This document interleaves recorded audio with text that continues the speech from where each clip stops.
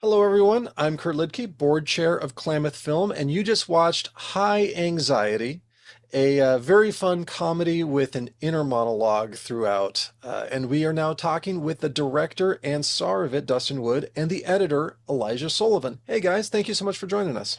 What's up, man? Thanks for having us. We're excited. So let's get into the concept of this film. We've definitely seen films before that have had inner monologues in portions. But I don't recall, or I'd be hard pressed to think of a film that is 100% inner monologue throughout. So where did the idea of doing a film like that come from? Well, out of I guess cheapness. Like, but to us it seemed easier to do it this way than trying to record the audio in the room and then edit the audio, which is something Elijah and I aren't super well versed in right now. Like we're still learning like on the go. So uh that and it was just as a with a background in comedy, I can be super expressive with my face, and so it was also just a fun acting challenge of like conveying emotions without saying a single word. And it's just everybody always wants me to shut up, and so I was like, "Here's 8 minutes of it. Enjoy." So Elijah, now that you've been thrown under the bus by Dustin right from the get-go, what do you have to say to your former partner that has now vexed you for life? I know, right? I was ready to go with my microphone. I'm from more of a documentary background, so I was like, let's just mic everything. I don't want to have to Foley all this stuff. Um, we'll get a helicopter to fly over the house and we'll record it live. And and he's like, no, we'll do it all in post. It'll be a lot easier because then it did give us more flexibility because some takes we did it where I was reading the script to him and he was reacting. Some takes he was just kind of doing it in his head. And we tried a couple different things, and I think that was a very good experiment in learning how to guide a performance like that when there's no dialogue really. What is he reacting to? He's entirely reacting to stuff in his head, and I'm just I was also the cinematographer, and I'm being like, so what are we filming right now? And we had to have a really good idea. It's like, oh yeah, so this is this specific moment. This is the cat jumping on the bed. The camera's gonna be at the bed. We're gonna do a specific reaction shot for that. And at what point are we gonna pivot from doing more of the sort of the side view to like more paranoid above view? And I think the sound would have encumbered us. So doing all that in post. Also, I think we slightly rewrite it in post. We did. So like we Yeah. did a lot of rewrites of like, oh, this is redundant. This is a phrase Elijah and I like to throw around a lot is it's a hat on hat. And so Right. we're Yeah. like, That's yours. Yeah. and again throwing you under the bus. Um, this thing that definitely only Elijah says, a hat on a hat. We like if we felt like a joke was like redundant or if it doesn't feel like it's getting the same laugh that the original one did, then we're like, let's just cut it because it's not needed, it's not moving anything forward. There is like he was talking about, we would do these in long takes. So we would do like 8 minute takes of me react whether he's reading it, but which was good and fun to act off of. And being the writer, I didn't necessarily need the cues because I knew it in my head, but the weirdest takes were the 8 minute long silent takes where I'm doing it all in my head and there's a camera view that's over me, so we're in this bedroom with all the lights turned down and just like a tiny warm light. Elijah standing on the bed over me with a camera pointed down, and I'm basically having an inner monologue. And I was like, this is filmmaking's weird. Like, it's just a weird thing to do.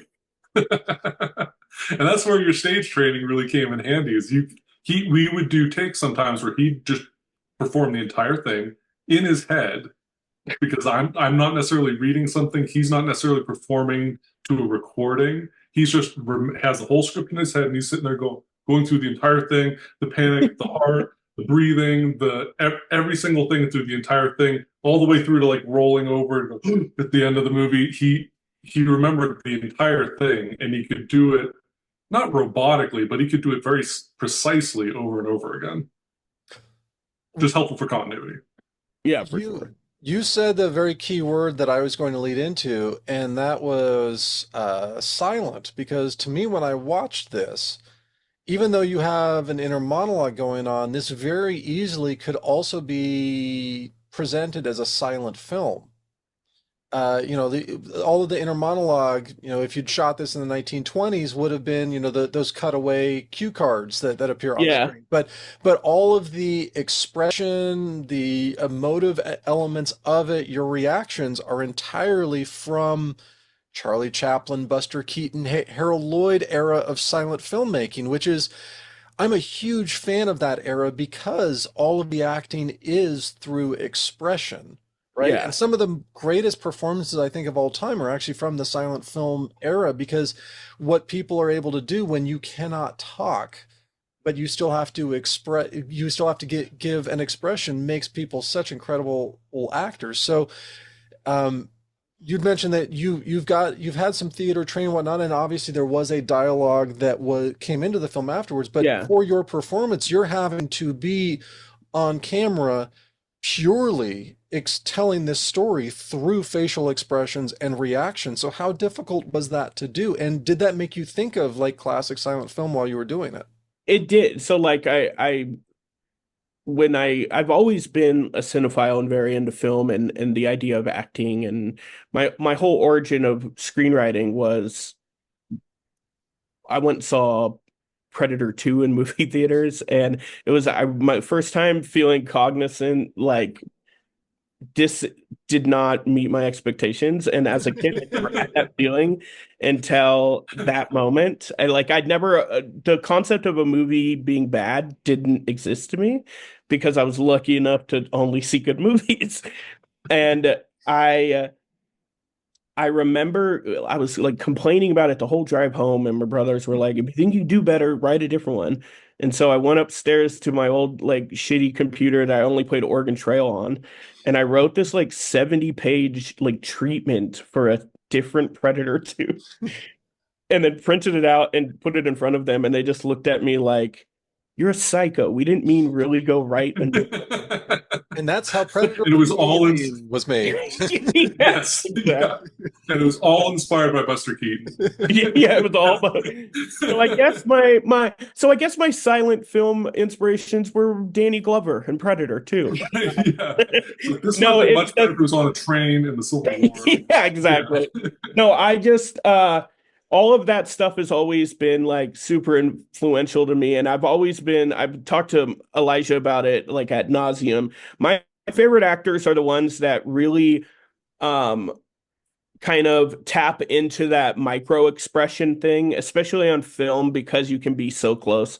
The idea of just the twitch of a face or the slight furrow of a brow can infer and mean so many different things that as an actor, this was a lot of fun. It was also a lot of it was built into my insecurities of I have a rare condition which has some of the side effects has caused me to lose my teeth. And so there's a lot of like, how can I do this without having the distraction that's not presented in the script of why is this guy missing his teeth? Like, how can we get around that in a creative way so that I can be confident in my performance and not be second guessing everything I'm doing because I'm like, are they even listening to the words I'm saying, or are they trying to figure out why I have meth mouth?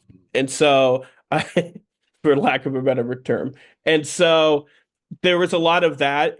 But the person I watched the most for inspiration was Jim Carrey, just because rubber face, like he If there's anyone modern day who sort of exemplifies classic silent film comedy, I think that's probably number one in terms of the way going back to like the In Living Color days and his yes, early films, the way that he could extort and distort his body and bringing back classic slapstick comedy, I think that's probably number one choice of connecting that classic Chaplin era to yeah, modern day Exactly. Good Yeah, yeah, call on yeah. that. Yeah, for sure.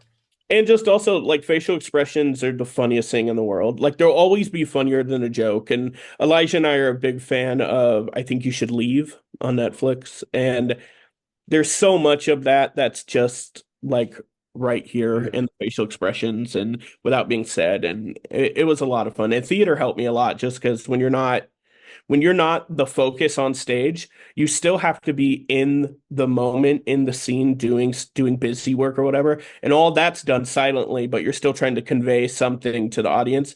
So theater background definitely helped, and comedy obviously just sometimes I've performed in many silent rooms. So And when I think all comedians have at a certain point or another that's the paying your dues process. yeah. The fact that you were also directing yourself for this though, was that an added challenge knowing that you don't have dialogue, but you're directing yourself, but you can't see the camera feed? It was that was easy because I had Elijah. Like Elijah is very good at downplaying how much he does for a production when he is legitimately the glue that holds it all together. And so being if I would do something and I'd be like, "Hey, I felt like I didn't really hit this moment." He would he was always super reassuring and him and I are very good at like we're usually thinking the same things. He just knows how to word them and articulate them in a way that's not like as dumb as I would. And so he's the perfect person to have when directing as a cinematographer and as, camera operator and editing and stuff that he always understands my intention and is always good. His notes are always spot on. So that was easy because I just had to trust in Elijah. And so then over to you, Elijah, as someone who's both cinematographer and editor on this, how different was it directing something with no dialogue? It was a lot more challenging than I thought it was going to be. Um, it it it really brought home how much we really do rely on dialogue to follow a story. And when you don't hear what the dialogue is, so that put all of it on like, okay, how are we really making sure that his performance, he doesn't move from that bed. He barely even moves at all. It's mostly just his face, a little bit his arms. Which, if we're considering And the subject matter is appropriate, right? it's Yes. appropriate, but it's 7.5 minutes of him reacting, of just most not all close-ups, but of him reacting. So we really had to make sure that we kind of thought about, okay, where are we at in terms of the intensity of his spin as it goes along and the different moments where he sort of backs off and comes and gets worked up again and trying to craft each moment so that it felt like unique and it wasn't just lots of reaction, like 7.5 minutes of him going, Right. you know, over and over and over again. But he already knows how to do it. Like I really, honestly, I showed up unprepared. Now you're throwing yourself under the bus.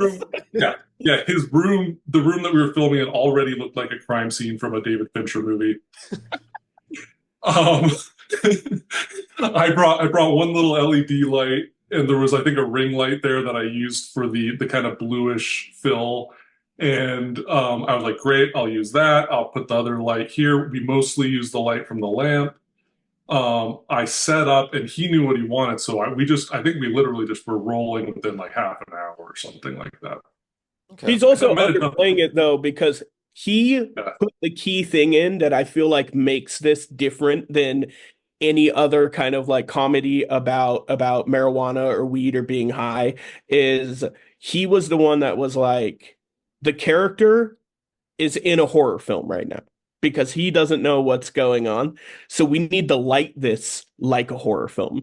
And it's that little detail that takes this from being your run of the mill, like funny buddy, like weed comedy, like Harold and Kumar or whatever, or Half Baked. And it makes it something different. And the way he just lit it like a horror film is Like anybody that the opening frame, if I don't tell someone it's a comedy, they start getting that thing of like, am I watching the new Conjuring movie? And it's so good. I love what he did with the lighting. Well, some of that was just laziness. I'm like I said, I'm mostly from a documentary background. I walked in, I was like, yeah, this will work. I'll just do, and it happens to work in the favor of the movie, so I can be really lazy right now. I did. No, it's not. I mean, I did spend a while on the lighting, but it wasn't. I rearranged some stuff to make the lighting better, make sure I had it lit different. But It also just helped I live in the shittiest apartment complex on earth. well, I mean, I think the previous tenant did you a favor by tobacco staining the walls. Yeah. That Right. that made it so much better.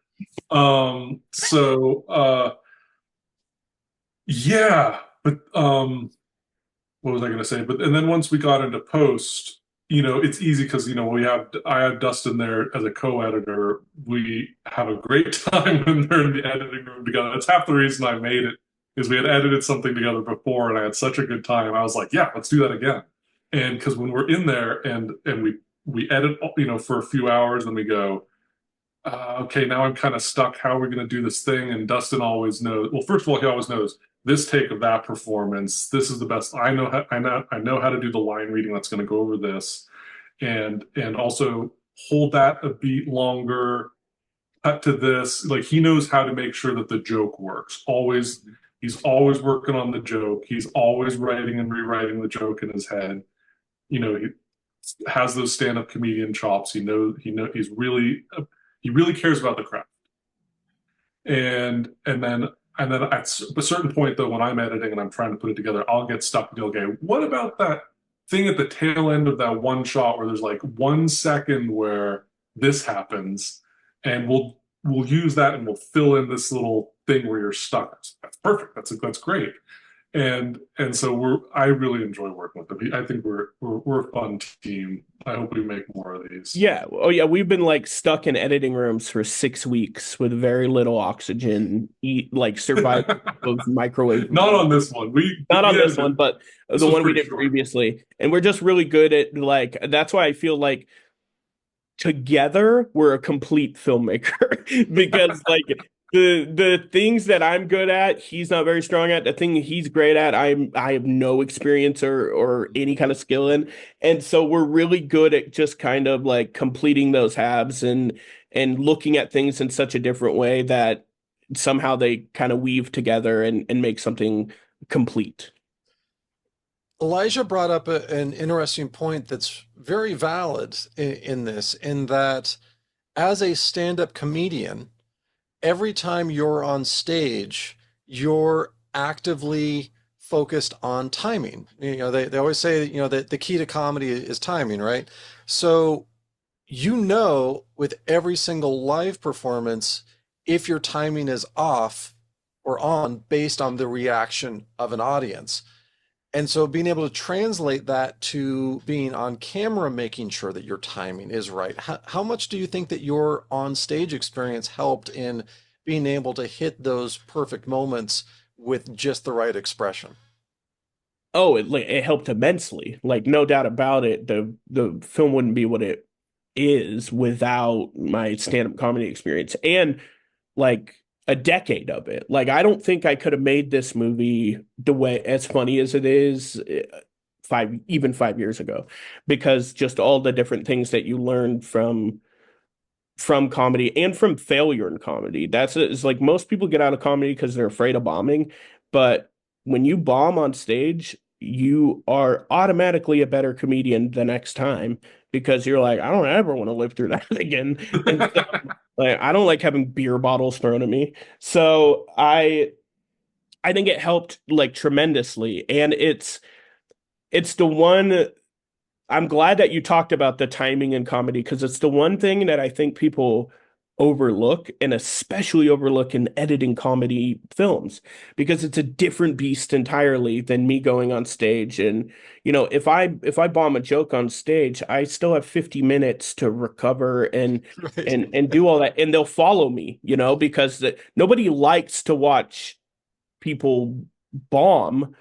Well, that's not entirely true. There's like a whole Some do, I'm sure, but yeah. Deep inside, I don't think people enjoy like I think people come in with the social contract of I want to laugh. I want right. them to be If you're good going at to what they buy a do. ticket to a comedy show, you're hoping to actually get some comedy out of it. Yes, exactly. You'd be surprised how often it doesn't happen, Right. but that is what it's supposed to be doing. And so I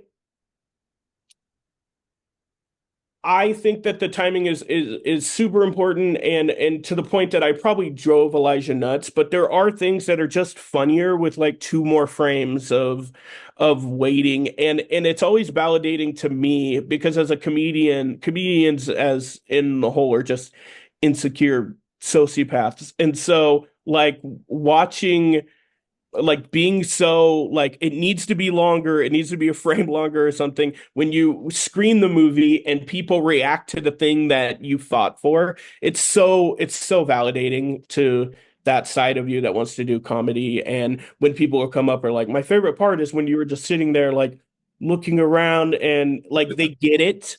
That's the best part. And so that's why I feel like it's just so important because we've seen bad comedies where they didn't work on the timing, and somehow Ashton Kutcher still gets jobs. But Oh. Is what shots fired.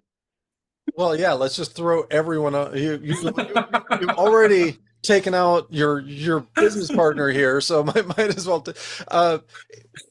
What hit the cutting room floor in this? Was it very true from script to screen, or were there things that once you were in the editing bay you realized didn't work and you decided, we just for the sake of pacing or whatever, we got to leave that out? Um, like Dustin said, mostly it was just about expanding and contracting. Um, just taking a couple frames off of something. I think we cut a couple lines. It was pretty well edited on the page, I think. I think the only thing we really took out was, I don't even think it was because it was a bad joke. I think that we were just deciding on a certain shape in the end. Yeah, And it I didn't think build the momentum. yeah, I think our first cut that we showed to people, I think was maybe only 30 seconds longer. And we just nipped and tucked at just a couple of moments where we felt like let's get to the next laugh, the next big laugh. Like this, whatever came out was like they didn't laugh at, they only chuckled at that, so we're taking that out. And I think actually we ended up adding a couple more cutaways because one of the things that was very difficult in the movie, and we tried really hard to do this, we saw this as a challenge and we tried to go for it. He's on screen the entire time. And in that first cut, that was even more so. There's no cutaways. You just cut to a different angle of him, which was incredibly difficult to edit. But made a lot easier by the fact that Dustin again knows how to hold sole attention on a stage and knew the script inside out and is a very good performer. So he did do it, but in the end, I felt like let's get one cutaway to the door and like one cutaway to the window, and we've got the ceiling. And I think we might have reshot the thing with the clock. But what is that? That's maybe 4 or 5 cutaways in 7.5 minutes, and he's Yeah, on we did screen like a thing with a cork board and a half-eaten hot pocket that was at the easily the beginning. longest setup of the whole movie, and then we ended up using maybe like 0.10 seconds of it. Right. Yeah. So yeah, I think in the end, like we actually maybe I don't think it changed the length, but we added a couple of cutaways because it really, really, really needed. I think it was really starving. I felt like my brain was starved for what is he looking at? Because it's still implying what's beyond the door, what's beyond the window, what's beyond the ceiling. So we weren't really ruining that tightrope walk. It was still implied, but just like give our eyes a break from this. I felt like that helped the pacing to look at something else for 2 seconds, and that's about it. I think the rest of it's really easy shooting with Dustin. I think this thing took 3 or 4 hours to shoot, and that's with us taking a lunch break where we watched the entire third season of I Think You Should Leave. Yeah, we did. Yeah, because my girlfriend was like, "How's work going?" And I'm like, "Oh, great." Right. And then we went back and filmed for like 2 more hours and we were done. And then editing was like 3 or 4 2 hour sessions or something like Yeah. that. Yeah, it's We're really good at like we have a good shorthand when it comes to that type of thing where we would yeah, even make notes on set of like that was the yeah, take. Let's remember that one yeah, and stuff like that. It's made it easy. And it also helped that just him and I both worked on a production. We met on a production. And so we I was acting, he was a camera operator, I believe, yeah. right? Or you were kind of an everything on that movie. But That was uh great. Yeah. we met through shared trauma of just a horrific production. And we the great thing about that production and why I wouldn't trade that experience for the world is that I met just my favorite collaborative partner I've ever worked with and my best friend.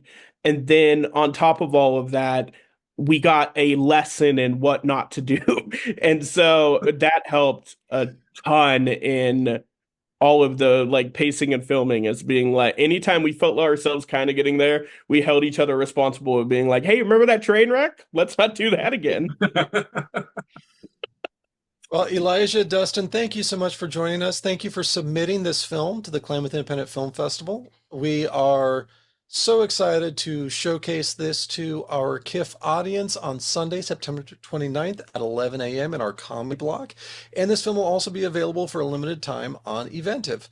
Guys, thank you so much, and we look forward to seeing you in Klamath Falls. Thank you, man. Appreciate it so much. Thank you so much.